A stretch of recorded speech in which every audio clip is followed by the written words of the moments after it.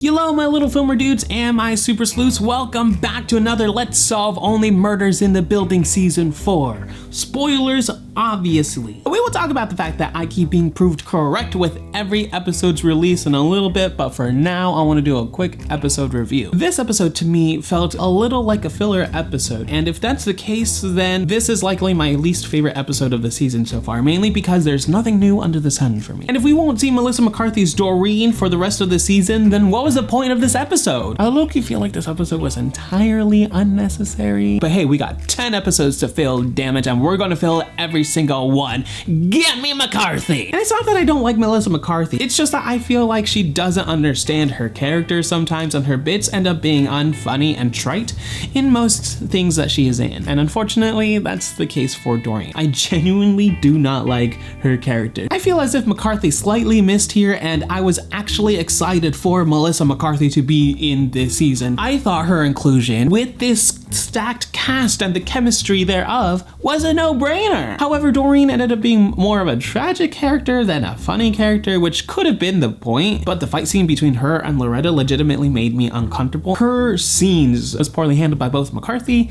and the director, honestly. There were good moments this episode, don't get me wrong, even moments that made me laugh, but I'm sticking firm that this is the worst episode of the season so far, especially if Doreen ends up bringing nothing to the table. I mean, could we make a case for Doreen? I would love to be able to say yes, but I genuinely don't think that the writing of this episode gave us any reason or any indication to suspect her of murder. Trust me, as a screenwriter, I see what others cannot during these, hence my mad suspicion with Marshall and with Rudy from the very beginning, but that doesn't mean she's not pulling the strings, but I don't think she is. I'm still gonna have my eye on her though. She's not fully innocent until someone is proven guilty. I mean, why is her husband narrating this episode? Short answer, Doreen isn't involved, but could she be the season 5 victim and not Howard? I mean, let's think about it. High profile actor or set up early like Sazz was. All she wants to do is be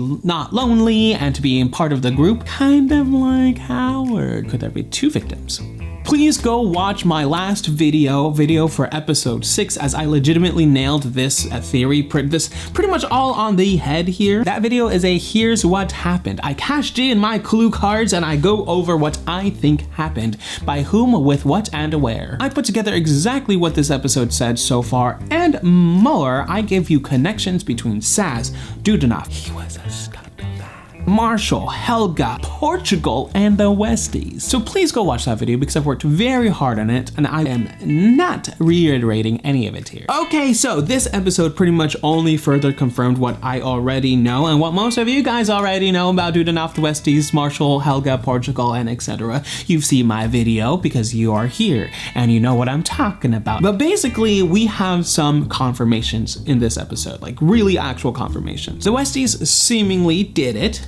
The Westies poisoned Winnie because they wanted to keep OMITB from happening. Yes, Anna and Rudy is involved. And I just want to say that I did say in my trailer reaction video that Rudy might be involved because of body language. The body language is everything in communication. It's how I knew Jan was the killer the moment she stepped onto the elevator in season 1. We also get more Bev Mellon this episode, and I'm still holding out hope that she is an undercover investigator trying to figure out why the hell there's so many murders at the Arconia. Yet if she were truly drunk, I feel like she would have at least let that slip, because alcohol is the real life elixir of truth. So was she actually drunk or was she just acting?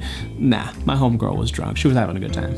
Okay, so I have a slight addendum to my last theory, which is why I think the ending of tonight's episode is a slight misdirect. Sure, let's say they killed Dudenoff, but they didn't kill Sazz, and honestly we're gonna say that they didn't kill Dudenoff either. That's a job for Helga, but we'll get there later. And honestly, I even wonder if they have any connection to Sazz at all. Like I mentioned in my episode 2 or episode 3 video, there are multiple crimes being done here, just like in season 1. This show has never been as good as it's been since season 1, so I thought, let's see if they're retreading some season 1 trends, and that's what led me to believe that there was another murder happening at the Arconia. I would totally be okay if the Westies had no involvement whatsoever and that we were being tricked by this whole thing, but clearly the Westies are involved in some way. But I don't think they carried the deed out. I just think that they're in it for the financial ride. Whether or not the Westies are involved with Sazz's murder directly, they will be the ones to unveil Helga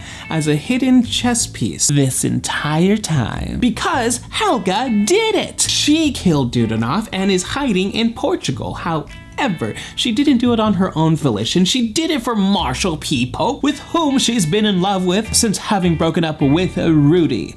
Girl has a serious type. The Westies simply went along with it because, like I said, money and the chance to frame their frenemies, the brothers-sisters. Conclusion, they didn't do the deed, technically. They just aided and abetted, which is just as bad. So it was brought to my attention that Mabel very clearly said Professor Milton Dudenoff's name in the last episode. I'm embarrassed. Not really. I just appreciate the heads up on things like this. So thank you to everyone who called me out on it, because we want to get things accurate and factual. So thank you, everybody who called me a loser and dumb. But hey, we're here. Anyway, I said that maybe I do have like selective hearing, so I just did not know that pandemonium was happening right outside my window. But anyway, I said that maybe the M in M Dudenoff could stand for Marshall Dudenoff, and theorized wildly that perhaps maybe Dudenoff is Marshall's bastard daddy and never knew it. That's not the case because his name is Milton, so I'm just gonna Uno reverse this one, because family members sharing the same letter of the first name is a very common thing. So what if Marshall's name isn't actually Marshall and it's actually Milton, and that he's disguising himself not because he wants to look like a writer, but because he's hiding himself from the brothers, sisters, and Glenn Stubbins? Because what if Glenn Stubbins actually recognized Marshall at Charles' apartment in episode 5? The metal plates in Glenn's head are likely affecting his cognitive discernment, so Marshall being the shortest person with Charles and Oliver translated as Mabel. But what was happening behind the metal plates of his was an inadvertent recognition of Marshall's true identity: Milton Dudenoff Jr.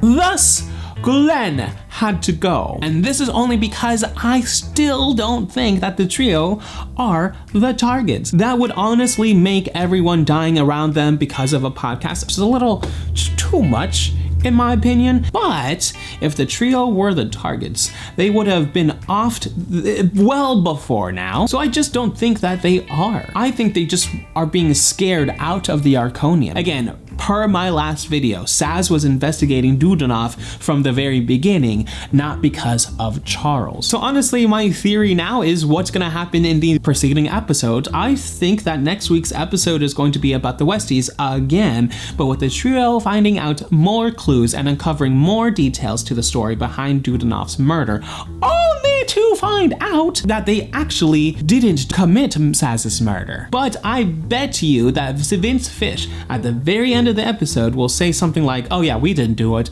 but we know who. And we might even get a tease of Helga. We may not, but I think we are. Hell, we might even be told outright about Helga, and the entire episode is the same question that we've all been asking this entire time: who the hell is Helga? Then in episode 9, we might get a Helga-centric episode, with the episode ending with a massive cliffhanger teasing that Marshall was the mastermind the whole time. And then in episode 10, we're going to get the final answers, final conclusions. Yes, everyone did it. This is a murder on the Orient Express situation, but Marshall was the mastermind. Marshall is Michelle Pfeiffer. Well, that is it. That's all I have, because this is mostly just confirmation for me of what I already know to be true. What was correct? I was correct, me. And I already have a here's what happened video. So at this point, I'm just low-key chilling and waiting to see if I'm actually correct. And it's hilarious to me that I get comments saying that I'm wrong for certain things, and whether or not that's true in certain cases, I think I'm the actual only one to have theorized about a separate murder at the Arconia because of the threat trio received by Helga at the end of episode 3 through the ham radio. I used that with the note. Other people use notes and notes. But I was the only one who did it all the way in episode 3. The only one. So I give myself mad credit for this. I figured out season 4 pretty dang well. Now, before I go, I do want to softly announce my short film titled Coffee Genie. I had to switch hats here. Literally. It's about a guy named Greg who doesn't like change, and he makes coffee every single day out of routine. And one day he makes a genie coffee brand and releases the Coffee Genie, but without the who is now able to grant Greg 3 coffee-related wishes. The catch?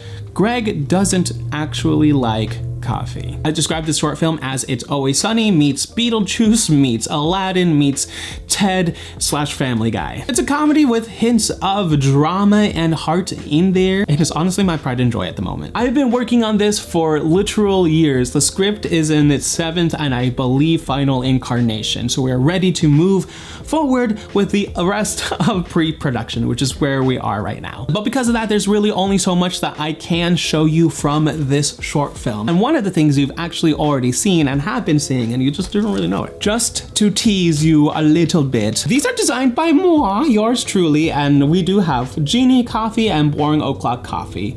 These will be making their appearances in the short film. They're not MacGuffins, but they are important to the story, and that's what makes them not MacGuffins. And the third thing, yes, y'all have been staring at the Fez mug the whole time. Oh, I gotta turn Spider-Man up there. He's looking away. Look at it. Look at the Fez mug. This is the Fez mug that the Coffee Genie will be wearing. There we go. Like I said, we are still in pre-production, so there's not really much I can say at this point, just that our goal is to shoot in February 2025. I know, but the holidays. I will be doing an official announcement video talking about a potential fundraiser and talking about more about the short film. We're still looking into budgets, and I believe that we have that ability to save, so we're still looking into a lot of things depending on a ton of different variables. Putting a film together is a lot of fun, but it's a lot of work. But yes, this is just the first of many short films to come, hopefully, so please go subscribe to my other channel, Ivan Montero Creative, because that's where I will be posting more short films now that I'm actually going to be making them more often. Let me know in the comments down below who you think the murderers are. Do you think the Westies are involved with Sazz's murder or just Dudenoff's murder? Let me know in the comments below. My social media links are in the description below, and I will see you next time. You just been montified.